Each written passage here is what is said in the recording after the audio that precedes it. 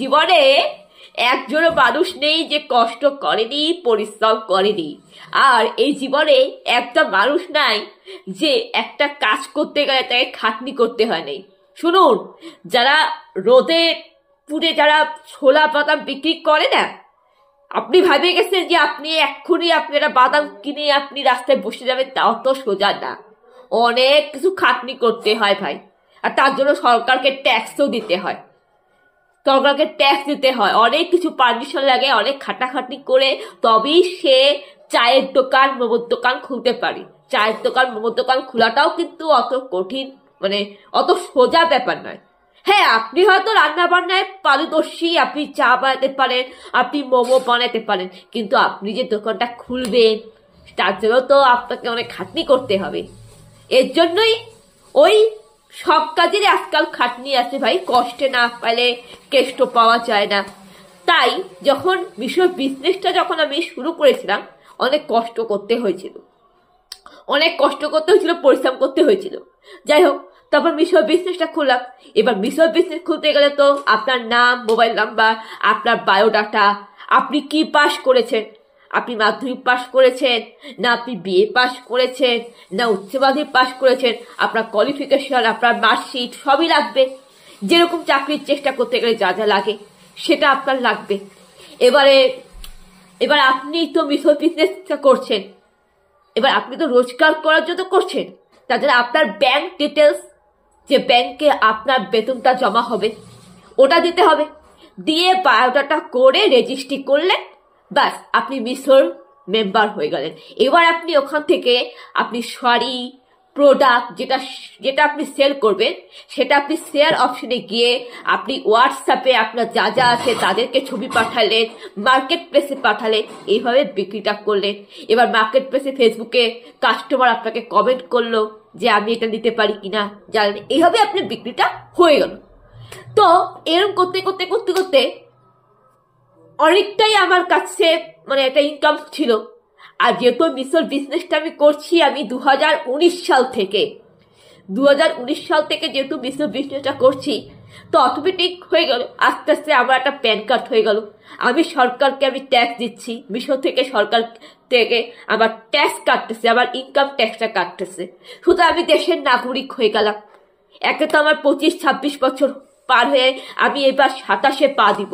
আমার বয়সটা কিন্তু 21-এর উপরে, 25-26 বছর পার হয়ে গেল, এখন 26 প্লাস চলতেছে, আমি 27-এ পা দিব। তার উপর আমি মিশর বিজনেসটা করে আমি একজন জব করতেছি অনলাইনে, যেহেতু এখনো মিশর বিজনেস করি, তো আমি সরকারকে ট্যাক্স দিই, আমি সরকারকে ভোট দিই, শুধু আমি দেশের নাগরিক। তাই আমি যেহেতু দেশের নাগরিক, তাই আমারও কিন্তু নাগরিকের মৌলিক অধিকার পাওয়ার যোগ্যতা আছে, আমারও ব্যক্তিগত স্বাধীনতা আছে, বাক স্বাধীনতা আছে, মতামত প্রকাশের অধিকার রয়েছে ভারতীয় সংবিধানের 19 থেকে 21 নম্বর ধারা। তাই এইবারে আমি বলি যে বিয়েটাও কিন্তু একটা মানুষের ব্যক্তিগত স্বাধীনতা, বিয়েটাও কিন্তু একটা অ্যাডাল্ট মানুষের, একটা নাগরিকের ব্যক্তিগত স্বাধীনতা। তাই এখন আমি যদি চাই যে আমি বিয়ে করব না, কারোর সাধ্য নাই আমাকে জোর করে বিয়ে দেওয়ার, এমনকি মা বাবার অধিকার নাই আমাকে জোর করে বিয়ে দেওয়ার, এমনকি স্বরূপ ভগবান ঈশ্বরের দেবতাদের অধিকার নাই আমাকে জোর করে বিয়ে দেওয়ার। মানেটা কি? বিয়েটা করব আমি, বিয়েটা আমার, হ্যাঁ। আর আমি যেহেতু দেশের অ্যাডাল্ট, আমি যেহেতু দেশের নবীন নাগরিক, ভারতীয় সংবিধান অনুযায়ী আমি যেহেতু দেশের নাগরিক, আর আমি যেহেতু অ্যাডাল্ট মানুষ তো দেশের নাগরিক হয়, তাই আমি দেশের নাগরিক। তাই যেহেতু আমি দেশের নাগরিক, তাই আমার ব্যক্তিগত স্বাধীনতা রয়েছে। আর বিয়েটা তো আমার ব্যক্তিগত ব্যাপার, তাই না? বিয়েটা তো আমার ব্যক্তিগত ব্যাপার, তাই না? তাই এটা আমার ব্যক্তিগত জীবন, তাই আমি আমার জীবনের সিদ্ধান্ত আমি নিতে পারি, আমি আমার জীবনের লাইফের বড় সিদ্ধান্ত আমি নিতে পারি।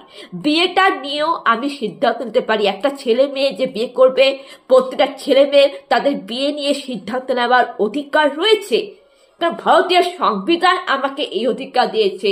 ভারতীয় সংবিধান প্রত্যেকটা সন্তানদের এই অধিকার রয়েছে, মানে বিয়েটা তো সন্তানরা করবে, বিয়েটা তো ছেলেমেয়েরা করবে।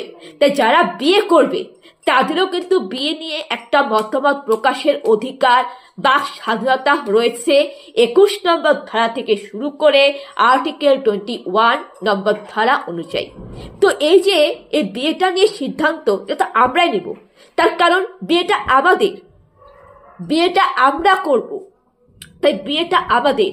আর একটা মা বাবার সন্তানরাই তো সিদ্ধান্ত নিতে পারে যখন সে অ্যাডাল্ট হয়ে যায়, নাগরিক হয়ে যায়। আর আমি অ্যাডাল্ট হয়ে গেছি, আমি নাগরিক হয়ে গেছি, আমার বয়স 25, 26, 27 হয়ে গেছে। আর আমি দেশের সরকারকে ভোট দিই, আমি সরকারকে ট্যাক্স দিই, আমি নাগরিক হয়ে গেছি, আমি অ্যাডাল্ট হয়ে গেছি। আর আমারও কিন্তু ব্যক্তিগত স্বাধীনতা রয়েছে, আমারও কিন্তু বাক স্বাধীনতা রয়েছে, মতামত প্রকাশের অধিকার রয়েছে। তাই এইসব মিলাই আমি সিদ্ধান্ত নিয়েছি যে আমি বিয়ে করব না। অর্থাৎ এইটা আমার সিদ্ধান্ত নেবার অধিকার রয়ে গেছে। তাই তো আমার দেশের নাগরিক। এই সিদ্ধান্ত যে নিতে পারি, এটা যদি সার্থক হয় তবে তো আমার ব্যক্তিগত স্বাধীনতার অধিকার থাকবে, বা স্বাধীনতা মতামত প্রকাশের অধিকার থাকবে। আর সেই মতামত প্রকাশের অধিকার রয়েছে বলে তো আমি আমার জীবনের মতামত প্রকাশ করলাম যে আমি বিয়ে করব না। আর এটা আমি সিদ্ধান্ত নিলাম, এটা নেবার অধিকার আমার রয়েছে। প্রত্যেকটা মা বাবার ছেলে মেয়েদের, প্রত্যেকটা ছেলে মেয়েদের এই অধিকার রয়েছে তাদের জীবনের নিয়ে সিদ্ধান্ত নেবার, বিয়ে নিয়ে সিদ্ধান্ত নেবার। তার কারণ বিয়েটা হচ্ছে প্রত্যেকটা নাগরিকের ব্যক্তিগত স্বাধীনতা। আমরা দেশের নাগরিক, আমাদের ব্যক্তিগত স্বাধীনতা রয়েছে। তাই আমি ঠিক করেছি বিয়ে করব না। এবারে এই সিদ্ধান্ত নিয়েছি কেন? তার কারণ আমরা অ্যাডাল্ট মানুষই তো নিজের জীবনে সিদ্ধান্ত নিতে পারে। আর তবেই তো বোঝা যায় যে আমাদের ম্যাচুরিটি রয়েছে। আমি বললাম না যে ম্যাচুরিটি কথা মানেটা কি? ম্যাচুরিটি হচ্ছে তারা যারা অ্যাডাল্ট হতে পারে তারাই ম্যাচুরিটি হতে পারে। আর ম্যাচুরিটি হতে গেলে আপনাকে অ্যাডাল্ট হতে হবে। আর অ্যাডাল্ট মানুষই নিজের লাইফের সিদ্ধান্ত নিতে পারে। আপনি যদি আপনার লাইফের সিদ্ধান্ত নিতে না পারেন, আপনি যদি আপনার লাইফের ডিসিশন নিতে না পারেন, আপনি যদি আপনার লাইফটাকে চেঞ্জ করতে না পারেন, আপনি যদি আপনার লাইফ নিয়ে, আপনার বিয়ে নিয়ে, আপনার কেরিয়ার নিয়ে আপনার সিদ্ধান্ত, আপনার হবি যদি না থাকে, মতামত প্রকাশের অধিকার না থাকে, আপনি যদি সিদ্ধান্ত না পারেন, তাহলে তো আপনি অ্যাডাল্ট না, তাহলে আপনার মধ্যে ম্যাচুরিটিটা নেই।